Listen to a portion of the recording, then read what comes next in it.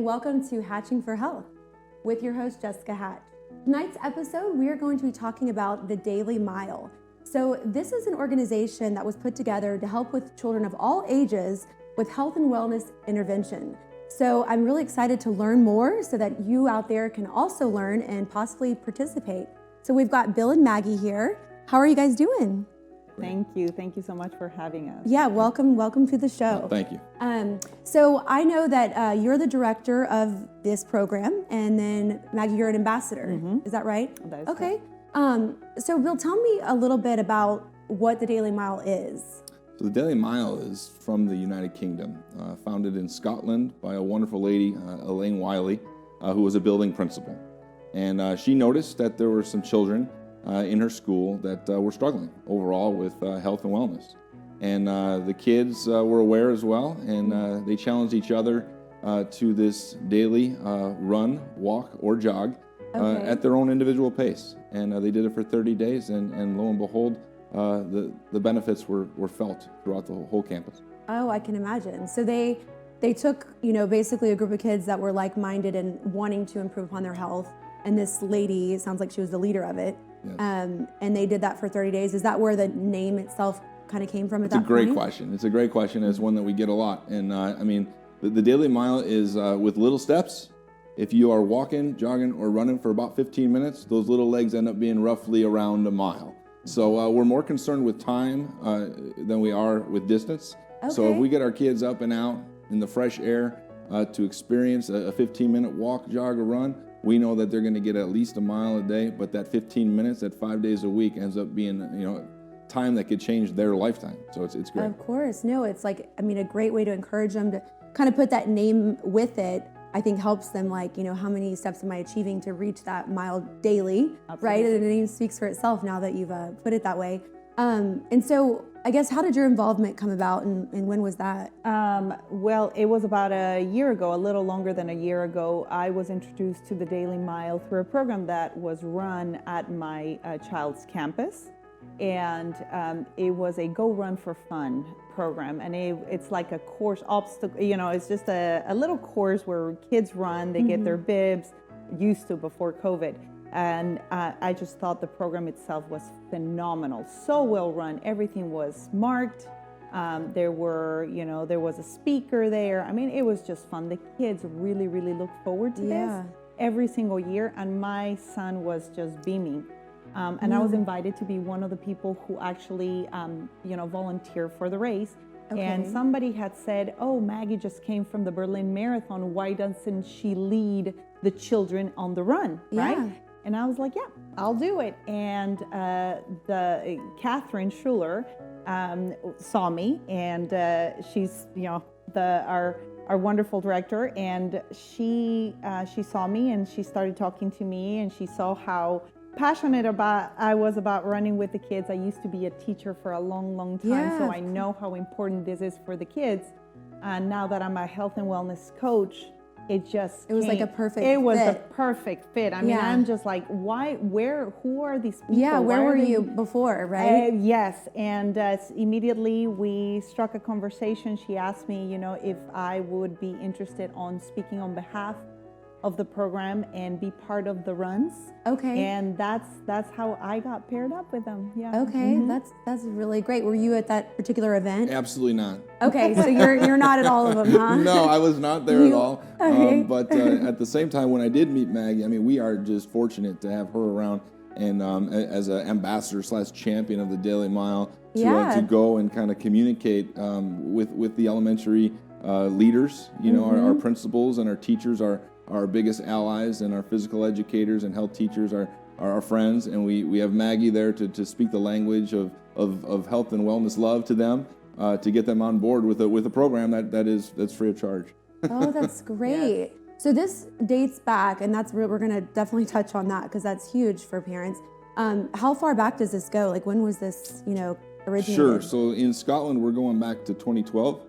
And and the cool part about them that I'd like to kind of give them some props is Scotland is going full country Daily Mile, which I would love the United States to be at that point at some time. We've got a little bit of work to do, but it starts one school at a time, and I think every elementary child deserves the opportunity to take part in this program. Of course. So the entire like country of Scotland, like every elementary school and middle school even? It's elementary, pre-K to 6 Okay. is usually the flow that works best. I'm not saying it can't be done for all ages, but the scheduling that happens within a school tends to lend itself to that elementary campus, because those kids tend to be with teachers for longer durations of time, and this is the perfect kind of brain break. Let's hit the refresh button, get outside for some fun, fresh air, and some freedom, and get back to the grind of education once we're done with that. Exactly. So I'm familiar when I was a child, and there's physical education, there's that kind of period within the day. So this is in addition to that. Is it an after school program, or is it,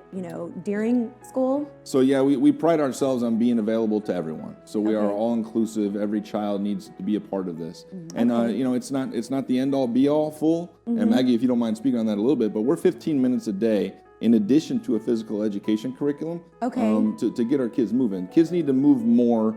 We sit more than we ever have, and COVID hasn't helped that at all. But Maggie, if you could just touch on how much movement we need. I mean, the physical aspect of the program is what I think is, we need more of, period. In health and wellness, we know that we need 150 minutes as a minimum. That's a prescription of movement per week. But the 150 minutes doesn't necessarily include, the time that you're in PE. I mean, it includes high intensity movement. Yeah. And the kids benefit mentally as well as physically. I mean, the research has shown that when the kids are active, they're more engaged in the classroom, their mood is better, their behavior is better, they get to, you always say, just go run it out, right? Like all of that exactly. energy. It's so true. So when they come back to the classroom, they're engaged, they're fresh, they've seen and the beautiful thing about this program is that they have it set up in a way where the teacher can lead this without a need of a special field, or there's no gimmicks, there's no it's wherever they can go for 15 minutes and no kid will be left behind, because there's different ways that this circuit can go in a way where you can't see who's first, who's last. They're just going, and they're just set up in a way where it's so I guess kind of tell me about that. Maybe like walk me through, you have like an elementary classroom of, I don't know how many students are in a classroom these days, maybe 20.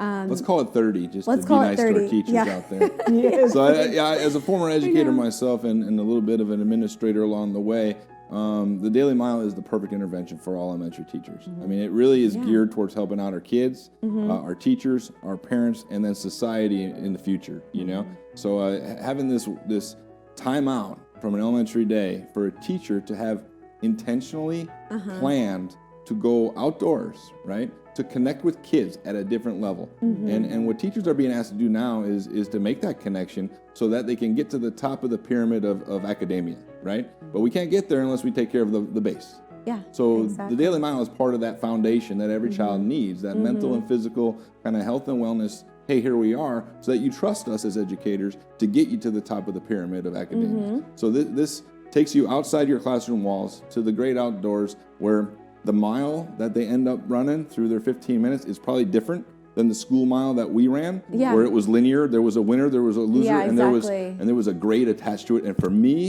it was misery. I agree. I think a lot of that. I mean, I fortunate, like I was a good athlete, but even with my competitive self, like when people were beating me, there's a frustration with it. There's a bad mood that comes with it. There's like they're better than me. There's so many things. And then there are people that they're not born as athletic. Like they're more, inclined to like the art industry, and they're like artistic. I mean, I can't even draw a stick figure, so it's like we all have our different gifts. And so, but this is just as important to each and every one. If we can't draw, it's okay. Like we're going to still be healthy. But this is something that it's like to be mandatory. And that's the route inevitable that they get this. And if they can get it from an organization that is put together in an organized way, like you're mentioning, that's so exciting to me, to like the thought how you're like, it's just all planned out. It's like, none of the kids are going to feel left out or like, like losing, stuff like that. So, I mean, I guess what's your approach for schools that are not introduced to the Daily Mile? Because I think this is a good opportunity for them to learn exactly, how they can get in contact with you and be introduced to it and like plug it into their system. I mean, I just think that, first of all, the fact that it's free, right? That right there, it screams like, give me some, right? Yeah. Because the worst thing that can happen is you try, you don't like it, you get rid of it. You didn't pay for equipment, you didn't pay to train people. I mean, there's, this is a 100%. I mean, 79 countries are doing this. You see, it's not, and we want to make sure that kids in the United States with the nutritional, or the lack of, nutritional knowledge that we have, or, just resources for the children, at least what they're having this time at school, so to move. So our approach is really to get the voice out there, to get the voice, to get people interested, to have people try it out. And they can get in touch with the guy right here, Bill. I mean, he's a real person. He will answer the phone. Yeah, no, absolutely. I think for the viewers out there and myself, I'd like to see this in action. So we're going to take a quick commercial break, and as we do, we're going to see some clips that you guys provided where we can see the Daily Mile in action, and then we'll be right back with you. Winter is coming. The pandemic is here. Tune in to find out how 15 minutes outdoors can improve your child's health and combat their winter blues. Join the Daily Mile to find out how to bring this free program to the children in your community.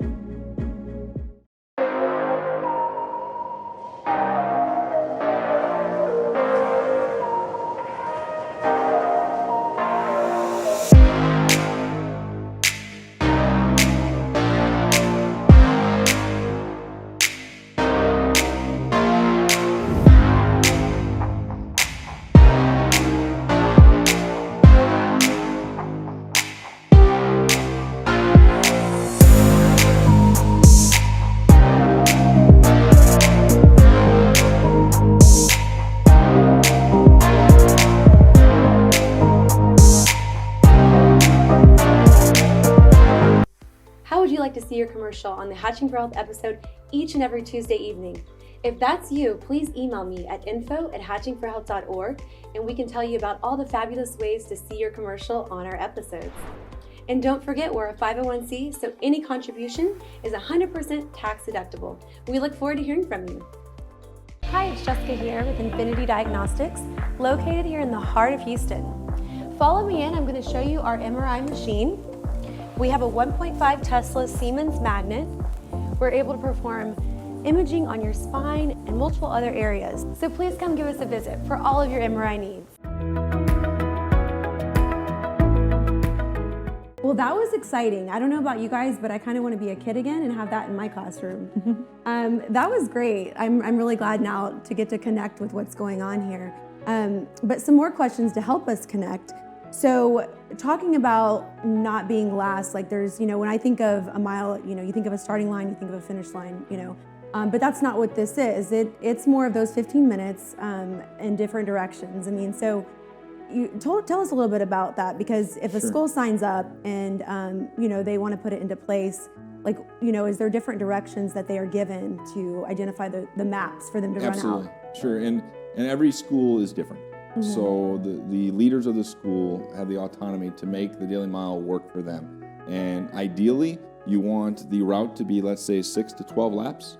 That way we all are doing our thing and we're talking while we do it, having a great time, and building those relationships, whether they're peer relationships or student-to-teacher relationships. We're getting fit physically, and there's other things going on during that 15-minute time. Yeah. So when you're a principal or a teacher and you're choosing your route, you need to make sure, number one, that it's a safe route for your kids, and then you want to just make sure that it's relational.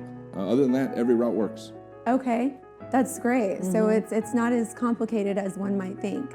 It just gives them a chance to get out there and get that exercise in, a little bit endurance included, and have a conversation while at it, whether they're choosing the, the walk, run, or jog, kind of opportunity or option. And this is for all ages, is that right? I mean, you're talking from kindergarten up through... So yeah, we think pre-K. So I mean, we've got three-year-olds pre-K. running this. Yeah. And then, like I said, due to scheduling conflicts, sometimes there's a a little bit of a rough time at 7th and 8th and higher, just because of the 42-minute transition periods, that happen during the school time. Something you would know. A little bit, but yeah, your pre-K to 6th grade, we find that those students tend to spend more time with one adult throughout their day. So that lends itself to that perfect time for a teacher to say, hey, you know what? The minutes that I'm using right now are not at the optimal learning minutes right now. So we need to hit a brain break. Let's all go outside, hit refresh, and then get fit while we do it. Come back and the rigors of academics start happening again. Okay. And so Maggie, that's a 15-minute, like hard 15 minutes. It's kind of like, let's get out and let's get in. We want to make sure that there is, that the heart rate's up. We want to make sure that there's a little sweat going on, because of the oxygen, that oxygen break that the brain needs. Because when you're sitting down, you have the heart rate is low. You want to elevate that. You want to make sure that the kids are coming back with fresh. I like to call it fresh lungs, right? Like they need a little water at the end. Yeah.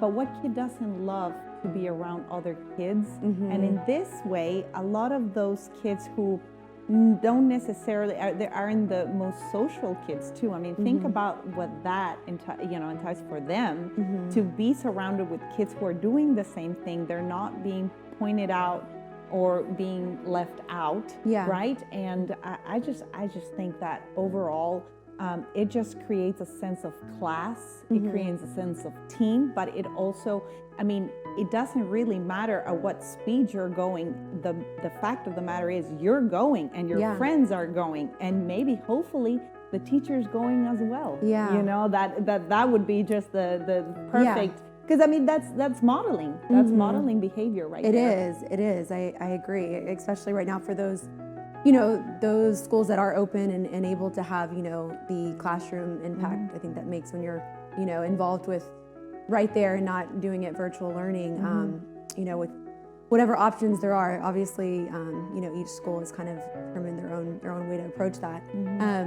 So I guess a little bit about the, so the programs that they're available to from preschool all the way up to 6th grade. Is that ideally speaking is the majority of the schools that, because I think after that you're kind of in a team sport and it's, kind of a different level of activity. But those that are not athletic aren't always participating.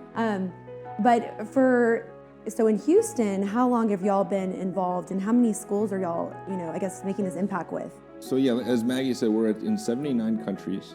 Okay, well, sorry. And like how many schools in Houston? It's like, 79 countries. So not just Scotland. We've got. No, it's worldwide, and that's the thing I would ask anyone is, hey, introduce this to your school, get your school to sign up. You'll show up on the United States global map, and then welcome to the global community that puts the child first. Welcome to whole child, putting the foundation of kids' needs as a priority, and then really watching it grow from there. And welcome to the community, and it's worldwide. Exactly. So I know that within schools there are departments for the disabled and ones that are either in a wheelchair or other conditions going on. And obviously here at Hatching for Health, we bring a lot of children on with rare diseases, disabilities. So are y'all able to allow them to be a part of this? And if so, kind of how do y'all approach that? Well, the Daily Mile is all inclusive. Yes. Yeah. Right? Age, personal circumstance, everyone likes to get outside. Yeah. Everyone likes to move. And yes, everyone likes to help each other in that and be relational in that 15 minutes. And the bonds and the friendships and the relationships that grow in that small segment of time for 5 days in a week, those could be game changers over the course of 50 years for a young person. Absolutely. So getting out and getting moving should be a priority. I think even just the thought, like it almost brings me to tears, but like those children that, they're singled off not because they shouldn't be with the others, but because their ability to learn or maybe even in a wheelchair, like whatever reason, they have to be in a different, area of learning. But yet when it comes to activities, it's like, I bet there's a lot of excitement for them to go out and be with everybody. And I think even for some of those children to be able to connect with them, that, it's probably both ways. I think as children, become more, grow and become more empathetic and, there's obviously an age where, I think there's a lot of unfortunate bullying, but I think there's also, children of all ages that have no ounce of that kind of, blood in their body, and they, they want to connect and help. And so I think like even being able to grab, Sam in the wheelchair and their time for 15 minutes to spend with him, or the next day it's, I think that probably creates such a unique experience. I mean, think about somebody who's probably not, doing so well academically, but has leadership skills that wants to, hey kids, let me, or be the teacher helper in that aspect, or have the friend that, finds the other friend that's on a wheelchair, or pushes him or her. Just like there's all of these scenarios that can happen because it's social interaction. And as you know, children learn socially more than sitting down. Curriculum, I mean, you learn about the world through curriculum, but nothing teaches children more than social interaction with each other. I completely agree. So is the organization as a whole, how many members are there? Because, y'all are basically kind of fueling, these schools to do this program, but y'all aren't actually there, right? So, Correct. Right? That's, no, am I we're speaking not. correctly? So you're, almost empowering them. So, I mean, I'm sure it still takes a team to get the word out there and people like, Maggie to be ambassadors for you guys. But like how large is the company organization behind the scenes? So I mean, we're at over 200 schools in the United States, and our teachers and our building administrators, those are the people that really grab this idea and they see how they can morph their climate and their culture within their building to really maximize what kids bring to the table. And kids are pretty special people. Yeah. So you get the kids in the building and the teachers are leading them. They know how to build on successes, and what Maggie just said totally rings true. And it's if you can get a child that doesn't experience an academic success throughout their day for 180 days to have a successful opportunity out on a route that's social, and then a teacher sees that, they grab that momentum and then they put it into reading, to math, to science, and to history. And those successes build on themselves, and we can see real change once that happens. To answer your question, how big are we? We're not real big, but we're mighty. Of course, I know. It And we takes want a lot to of get like-minded bigger. We people. want to bring champions into Of course. this. We want to bring people who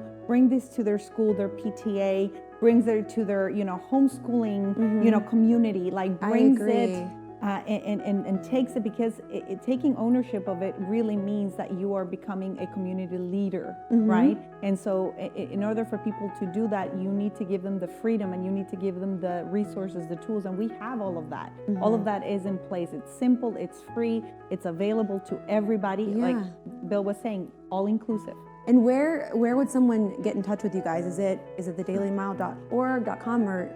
Sure, it's thedailymile.us. Okay. And there they would find the contact information to reach out to me directly. Okay. Or find out how they can implement the program within their school, or share that information with a school in their community.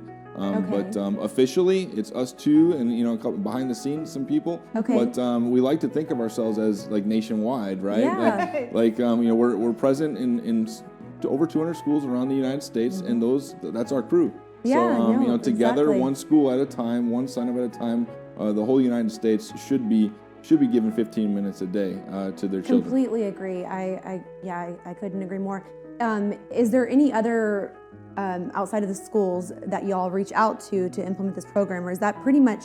I mean, it makes the most sense. I mean, daycares are kind of after school, so it's if you hit the school, you're capturing what you're trying to do. But again, the Daily Mile is designed to help every kid. Okay. Right? And the best way to teach children positive health habits is within the school day. Yeah. So what happens with the Daily Mile is they get this 5 days a week. Next thing you know, they're talking nutrition and other ways to be healthy, and it just kind of spirals to the home and beyond, right? Yeah. So we do work with health agencies, to Okay. say, hey, in their community they have 5 to 7 schools, and they want to be champions. So that's great. Then we have parents that are part of PTA, PTOs, and they say, hey, how do we get this in our school? And, of course. and one school at a time, we're up and running. I believe it. Yeah. Well, I'm definitely going to share the word as much as I can, and I think having access to one of y'all's commercials, I'm sure it's something that we can put in some of our episodes on a more regular basis, just to kind of continually put that word out there. So I really appreciate you guys being here. For those of you listening, it's thedailymile.us that they can get in contact with you guys and try and get this implemented, because there's amazing things that you guys are doing, and I think it's a blessing that y'all are out there, impacting one school after another, which means one child after another. So thank you very much. Thank you. Thank you very much. Well, that concludes our episode. We hope that you were able to learn something and share what you learned with someone else so that we can impact many children's lives. Have a wonderful evening, and we will see you next Tuesday at 7:30.